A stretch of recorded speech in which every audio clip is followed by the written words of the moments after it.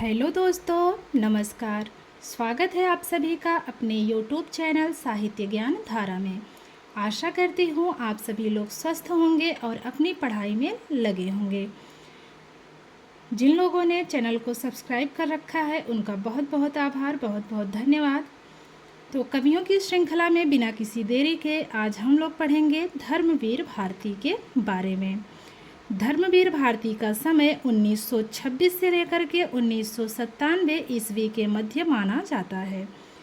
धर्मवीर भारती का जन्म सन 1926 को अतरसुइया प्रयागराज उत्तर प्रदेश में हुआ। धर्मवीर भारती ने सिद्ध साहित्य में पीएचडी कर प्रयाग विश्वविद्यालय में प्राध्यापक बने। धर्मवीर भारती ने संगम, निकष, आलोचना, अभ्युदय और धर्मयुग पत्रिका का संपादन किया। और जो इनकी धर्मयुग पत्रिका थी इसका संपादन इन्होंने कहाँ से किया? मुंबई से किया। धर्मयुग पत्रिका से इनको सर्वाधिक सफलता मिली। संगम पत्रिका संपादन उन्होंने इलाचंद्र जोशी के साथ किया। तो ध्यान रखेंगे, प्रश्न ऐसे भी बन सकता है कि धर्मवीर भारती ने अपनी किस पत्रिका का संपादन इलाचंद्र जोशी के साथ किया था? तो वो थी संगम पत्रिका। धर्मवीर भारती का लोकप्रिय उपन्यास गुनाहों का देवता एक सरस भावप्रण प्रेम कथा है। गुनाहों का देवता एक सरस भावप्रण प्रेम कथा है। आगे देखते हैं। अंधा युग इनका गीत नाट्य है। इसमें महाभारत के 18वें दिन की संध्या से प्रभास तीर्थ में कृष्ण के देहावसान के क्षणों तक की कथा ली गई है। आगे है धर्मवीर भारती के प्रसिद्ध उपन्यास सूरज का सातवां घोड़ा पर फिल्म भी बनी है। धर्मवीर भारती को व्यास सम्मान, चिंतामणि घोष अवार्ड, पद्मश्री आदि पुरस्कारों से सम्मानित किया गया। धर्मवीर भारती के देशांतर काव्य में विदेशी कविताओं का संकलन है। पुनः इसको देखेंगे। धर्मवीर भारती के देशांतर काव्य में विदेशी कविताओं का संकलन है। उनके काव्य 7 गीत वर्ष में संकलित प्रमथ्यु गाथा 1959 ईस्वी एक लंबी कविता है। प्रमथ्यु गाथा कविता यूनानी मिथक पर आधारित एक लोकप्रिय कविता है। अब बात करते हैं धर्मवीर भारती की रचनाओं की। तो सबसे पहले है काव्य रचनाएं। काव्य रचनाओं के अंतर्गत है ठंडा लोहा 1952 ईस्वी, 7 गीत वर्ष 1952 ईस्वी, कनुप्रिया 1959 ईस्वी, अंधा युग 1959 ईस्वी, सपना अभी भी 1993 ईस्वी, आद्यंत 1999 ईस्वी। काव्य रचनाओं को पुनः देखते हैं। ठंडा लोहा 1952 ईस्वी की रचना है। 7 गीत वर्ष 1952 ईस्वी, कनुप्रिया 1959, अंधा युग 1959, सपना अभी भी 1993 ईस्वी, आद्यंत 1999 ईस्वी। अब बात करते हैं उपन्यास विधा की। इनके उपन्यास हैं गुनाहों का देवता, सूरज का सातवां घोड़ा, 11 सपनों का देश, प्रारंभ और समापन। अब बात करते हैं इनकी प्रसिद्ध कहानियों की। इनकी प्रसिद्ध कहानियां हैं गुल की बन्नो 1955 ईस्वी, सावित्री नंबर 2 1962 ईस्वी, कुलटा, धुआं। इनकी प्रसिद्ध कहानियाँ कौन कौन सी हैं? गुल की बन्नो 1955 ईस्वी, सावित्री नंबर 2 1962 ईस्वी, कुलटा और धुआं। बात करें वहीं कहानी संग्रह की, तो कहानी संग्रह इनका है मुर्दों का गांव 1946 ईस्वी, मुर्दों का गांव 1946 ईस्वी, स्वर्ग और पृथ्वी 1949 ईस्वी, चांद और टूटे हुए लोग 1955 ईस्वी, बंद गली का आखिरी मकान 1969 ईस्वी। नाटक की बात करें तो इनके नाटक हैं सपना अभी भी 1933 ईस्वी और यह इनका गीत नाट्य है। सृष्टि का आखिरी आदमी, आवाज़ का नीलाम, तो इनके नाटक थे।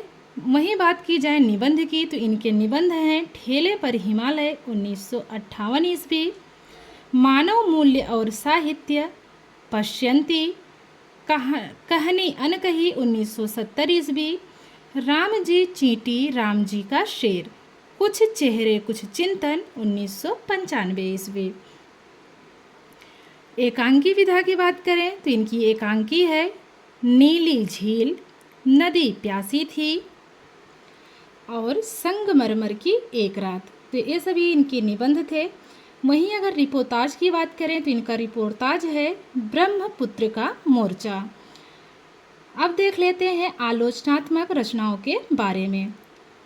प्रगतिवाद एक समीक्षा 1949 ईस्वी, मानव मूल्य और साहित्य 1960 ईस्वी। इनकी प्रमुख पंक्तियां देख लेते हैं। पहली पंक्ति है, अपनी सहज प्रवृत्तियों को मारो मत लेकिन उसके दास भी मत बनो। अपनी सहज प्रवृत्तियों को मारो मत लेकिन उसके दास भी मत बनो। इनकी अगली पंक्ति है जो प्रसिद्ध है, अगर मैंने किसी के होंठ के पाटल कभी चूमे, अगर मैंने किसी की नैन की बादल कभी चूमे। और ये पंक्तियां ली गई हैं इनकी रचना ठंडा लोहा से। अगली पंक्ति है, मैं रथ का टूटा हुआ पहिया हूँ लेकिन मुझे फेंको मत। इतिहास की सामूहिक गति सहसा झूठी पड़ जाने पर सच्चाई टूटे पहियों का सहारा ले ले। बहुत बड़ी बात इन्होंने कही है अपनी पंक्तियों के माध्यम से। तो ये थी धर्मवीर भारती के बारे में कुछ तथ्यात्मक जानकारी। अब देख लेते हैं इनसे बनने वाले महत्वपूर्ण प्रश्नों के बारे में। पहला प्रश्न है, धर्मवीर भारती का जन्म कब हुआ? 1924 ईस्वी, 1926, 1922 या फिर 1923 ईस्वी? तो धर्मवीर भारती का जन्म हुआ है 1926 ईस्वी में। तो हमारा दूसरा विकल्प इसमें एकदम सही है। अगला प्रश्न देखते हैं, किस पत्रिका के संपादन से धर्मवीर भारती को सर्वाधिक ख्याति मिली? विकल्प है धर्मयुग से, संगम से, निकष से या फिर अभ्युदय से। तो पहला विकल्प धर्मयुग से। अगला प्रश्न है, किस पत्रिका का संपादन धर्मवीर भारती ने इला चंद्र जोशी के साथ किया? विकल्प है धर्मयुग, संगम, निकष या फिर अभ्युदय। तो संगम का संपादन इन्होंने इला चंद्र जोशी जी के साथ में किया था। तो हमारा दूसरा विकल्प एकदम सही है। बढ़ते हैं अगले प्रश्न की तरफ। धर्मवीर भारती का लोकप्रिय उपन्यास गुनाहों का देवता का प्रकाशन वर्ष है? 1956 ईस्वी, 1957 ईस्वी, 1958 ईस्वी या फिर 1959 ईस्वी? तो चौथा विकल्प इसमें एकदम सही है, 1959 ईस्वी। धर्मवीर भारती के इस गीत नाट्य में महाभारत के 18वें दिन की संध्या से प्रभास तीर्थ में कृष्ण के देहावसान के क्षणों तक की कथा ली गई है। तो वो रचना का नाम बताना है। विकल्प है कनुप्रिया, ठंडा लोहा, 7 गीत वर्ष या फिर अंधा युग। तो चौथा विकल्प अंधा युग बिल्कुल सही है। अगला प्रश्न देखते हैं, धर्मवीर भारती के किस उपन्यास पर हिंदी फिल्म भी बनी है? विकल्प है सूरज का 7वां घोड़ा, 11 सपनों का देश, गुनाहों का देवता या फिर प्रारंभ और समापन। तो पहला विकल्प इसमें सही है, सूरज का 7वां घोड़ा। अगला प्रश्न है, धर्मवीर भारती का प्रथम कहानी संग्रह है? मुर्दों का गांव, स्वर्ग और पृथ्वी, चांद और टूटे हुए लोग या फिर बंद गली का आखिरी मकान। तो इनका जो प्रथम कहानी संग्रह माना जाता है वो माना जाता है मुर्दों का गांव को। तो पहला विकल्प इसमें हमारा सही है। बढ़ते हैं अगले प्रश्न की तरफ। धर्मवीर भारती की लंबी कविता है? प्रमथ्युगाथा, बादल राग, अमन का राग या फिर देशांतर। तो पहला वाला विकल्प प्रमथ्यो गाथा इनकी लंबी कविता मानी जाती है। अगला प्रश्न है, धर्मवीर भारती की इस कविता में विदेशी कविताओं का संकलन है। प्रमथ्यो गाथा में, आद्यंत में, देशांतर में या फिर ठंडा लोहा में। तो तीसरा विकल्प सही है, देशांतर में। 10वां प्रश्न है, धर्मवीर भारती का प्रसिद्ध निबंध ठेले पर हिमालय का प्रकाशन कब हुआ, या ठेले पर हिमालय कब प्रकाशित हुआ। तो विकल्प में है 1956 ईस्वी, 1957 ईस्वी, 1958 ईस्वी या फिर 1959 ईस्वी।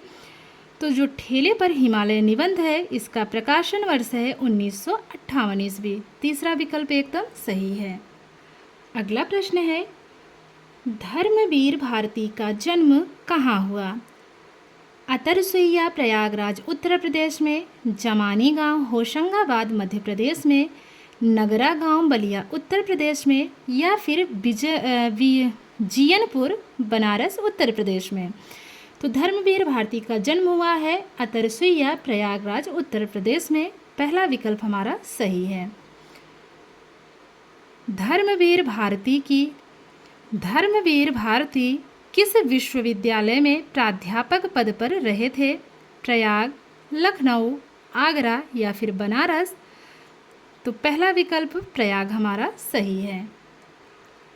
अगला प्रश्न है, धर्मवीर भारती के संपादन में धर्मयुग पत्रिका का प्रकाशन कहाँ से होता था। विकल्प है कलकत्ता, प्रयागराज, मुंबई या फिर बनारस। तो मुंबई से। धर्मवीर भारती ने किस पत्रिका का संपादन किया था। निकष का, आलोचना का, संगम का या फिर सभी का।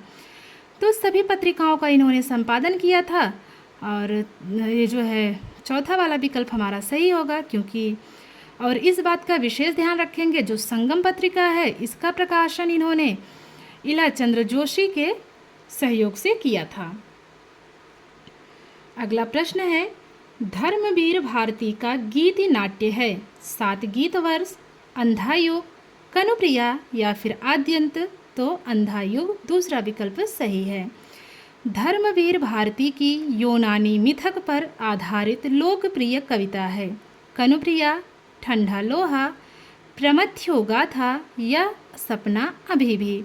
तो तीसरा विकल्प हमारा सही है, प्रमथ्यो गाथा। बात करें अगले प्रश्न की, तो प्रमथ्यो गाथा कविता का प्रकाशन वर्ष है। विकल्प है 1956 ईस्वी, 1959 ईस्वी, 1958 ईस्वी या फिर 1957 ईस्वी। तो जो दूसरा विकल्प हमारा है 1959 ईस्वी बिल्कुल सही है। अगला प्रश्न है, मैं पगडंडी के कठिनतम मोड़ पर तुम्हारी प्रतीक्षा में अडिग खड़ी हूँ। कनु मेरे पंक्ति धर्मवीर भारती के किस काव्य से ली गई है। कनुप्रिया से, ठंडा लोहा से, अंधायुग से या सपना अभी भी। तो नाम से ही प्रतीत हो रहा है कनुप्रिया से। पहला विकल्प इसमें हमारा एकदम सही है। बात करें वहीं अगले प्रश्न की, अगर मैंने किसी के होंठ के पाटल कभी चूमे, अगर मैंने किसी के नयन के बादल कभी चूमे। पंक्तियाँ धर्मवीर भारती के किस काव्य से ली गई हैं। विकल्प है कनुप्रिया से, ठंडा लोहा से, अंधायुग से या फिर सपना अभी भी। तो हमारा दूसरा विकल्प सही है, ये पंक्तियाँ ली गई हैं ठंडा लोहा से। अगला प्रश्न है, मैं रथ का टूटा हुआ पहिया हूँ लेकिन मुझे फेंको मत। इतिहास की गति सहसा झूठी पड़ जाने पर सगाई टूटे पहियों का सहारा ले लें। तो यहाँ पे शायद होगा कि सभी टूटे पहियों का सहारा लेते हैं। तो इस पंक्ति के रचयिता कौन है। सर्वेश्वर दयाल सक्सेना है, कुंवर नारायण हैं, रघुवीर सहाय हैं या फिर धर्मवीर भारती। तो ये पंक्तियाँ हैं धर्मवीर भारती की। अगला प्रश्न है, धर्मवीर भारती का रिपोर्ट ताज है। ऋण जल, धन जल, अपोलो का रथ, ब्रह्मपुत्र का मोर्चा या फिर खंडित यात्राएं। तो तीसरा विकल्प हमारा सही है इसमें ब्रह्मपुत्र का मोर्चा। अगला प्रश्न है, धर्मवीर भारती के काव्यों का प्रकाशन वर्ष के अनुसार सही क्रम किस विकल्प में है? तो चलिए देख लेते हैं। सात गीत वर्ष, ठंडा लोहा, अंधा युग, कनुप्रिया। दूसरा विकल्प है हमारा ठंडा लोहा, सात गीत वर्ष, कनुप्रिया, अंधा युग। तो हमारा दूसरा विकल्प ही इसमें सही है। तो चलिए एक बार क्रम भी देख लेते हैं प्रकाशन वर्ष के साथ में। बात करें ठंडा लोहा की तो 1952 ईस्वी, सात गीत वर्ष 1952, कनुप्रिया 1959, अंधा युग 1959। तो हमारा दूसरा विकल्प ही इसमें सही है। तो आगे पढ़ने की आवश्यकता नहीं है। ठंडा लोहा काव्य का प्रकाशन वर्ष क्या है? 1952, 1953, 1954, 1955। तो अभी अभी हम लोगों ने ऊपर ही पढ़ा, पहला विकल्प हमारा इसमें सही है। ठंडा लोहा का समय 1952 ईस्वी है। अगला प्रश्न है, सात गीत वर्ष काव्य का प्रकाशन वर्ष है 1952 ईस्वी, 1953 ईस्वी, 1954 ईस्वी या फिर 1955 ईस्वी। तो जो सात गीत वर्ष काव्य का प्रकाशन वर्ष है वो है 1952 ईस्वी। ठंडा लोहा का भी प्रकाशन वर्ष 52 है और सात गीत वर्ष का भी समय 1952 ईस्वी है। इस बात का विशेष ध्यान रखेंगे आप लोग। 25वां प्रश्न है, कनुप्रिया काव्य का प्रकाशन वर्ष है 1956, 1959, 1958 या फिर 1957। तो कनुप्रिया काव्य का प्रकाशन वर्ष है 1959 ईस्वी। हमारा दूसरा विकल्प एकदम सही है। बात करें अगर 26वें प्रश्न की, अंधा युग काव्य का प्रकाशन वर्ष है 1956, 1959, 1958 या फिर 1957। तो अंधा युग काव्य का प्रकाशन वर्ष है 1959 ईस्वी। हमारा दूसरा विकल्प इसमें सही है। अगला प्रश्न है हमारा, इनमें से कौन सा उपन्यास धर्मवीर भारती का नहीं है? विकल्प देख लेते हैं। गुनाहों का देवता, 11 सपनों का देश, हर समंदर गोपीचंदर, सूरज का सातवां घोड़ा। तो ये जो तीसरा विकल्प है यह धर्मवीर भारती का उपन्यास नहीं है। तीसरा विकल्प हमारा सही है। अगला प्रश्न है, सूरज का सातवां घोड़ा का प्रकाशन वर्ष है 1962 ईस्वी, 1963 ईस्वी, 1964 ईस्वी या फिर 1965। तो सूरज का सातवां घोड़ा का प्रकाशन वर्ष है 1962 ईस्वी। हमारा पहला विकल्प इसमें सही है। सावित्री नंबर 2 कहानी का प्रकाशन वर्ष है 1952 ईस्वी, 1953 ईस्वी, 1954 ईस्वी या फिर 1955 ईस्वी। तो सावित्री नंबर 2 कहानी का प्रकाशन वर्ष है 1955 ईस्वी।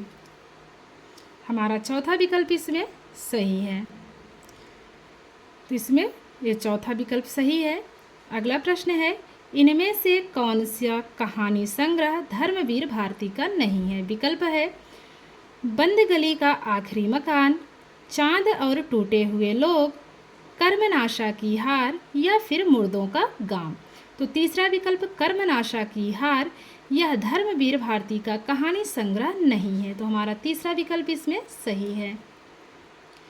अगला प्रश्न है, इनमें से कौन सा नाटक धर्मवीर भारती का नहीं है? सपना अभी भी, धूप का एक टुकड़ा, सृष्टि का आखिरी आदमी या फिर आवाज का नीलाम। तो दूसरा विकल्प हमारा इसमें सही है। धूप का एक टुकड़ा धर्मवीर भारती का नाटक नहीं है। अगला प्रश्न है, इनमें से कौन सा निबंध धर्मवीर भारती का नहीं है? राम जी की चींटी, राम जी का शेर, मानव मूल्य और साहित्य, किस किस को नमन करूं या फिर कुछ चेहरे कुछ चिंतन। तो तीसरा विकल्प हमारा इसमें सही है। किस किस को नमन करूं धर्मवीर भारती का निबंध नहीं है।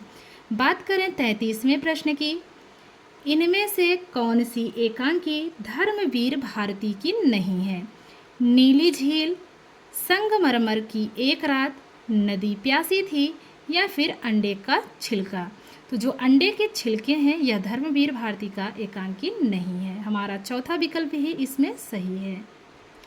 अगला प्रश्न है, इनमें से कौन सी आलोचनात्मक कृति धर्मवीर भारती की है? विकल्प है मलयज की डायरी, प्रगतिवाद एक समीक्षा, संक्षिप्त पृथ्वीराज रासो या फिर पुरानी राजस्थानी। तो जो दूसरा विकल्प है यही सही है, प्रगतिवाद एक समीक्षा। यह धर्मवीर भारती की आलोचनात्मक कृति है। अगला प्रश्न है, धर्मवीर भारती का निधन कब हुआ? 2014 ईस्वी, 2013 ईस्वी, 2012 या फिर 2011। तो इनका निधन हुआ है 2013 ईस्वी में। दूसरा विकल्प सही है। किस उपन्यास के लिए धर्मवीर भारती को व्यास सम्मान दिया गया? सपना अभी भी, गुनाहों का देवता, सृष्टि का आखिरी आदमी या फिर आवाज़ का नीलाम। तो सपना अभी भी के लिए धर्मवीर भारती को व्यास सम्मान दिया गया था। 37वां प्रश्न है, भारती जी को व्यास सम्मान कब दिया गया? 1992, 1993, 1994 या फिर 1995। तो 1994 में इनको व्यास सम्मान दिया गया। और किस रचना के लिए दिया गया? तो सपना अभी भी के लिए दिया गया। तो आशा करती हूँ आज की वीडियो आप लोगों को पसंद आएगी। अगर वीडियो पसंद आए तो ज़रूर लाइक कीजिए और कमेंट के माध्यम से ज़रूर बताइएगा कि आप लोगों को वीडियो कैसी लगती है। तो कवियों की श्रृंखला में मिलते हैं एक और कवि के साथ। तब तक के लिए सभी को जय श्री राधे कृष्णा, जय श्री सीताराम, नमस्कार।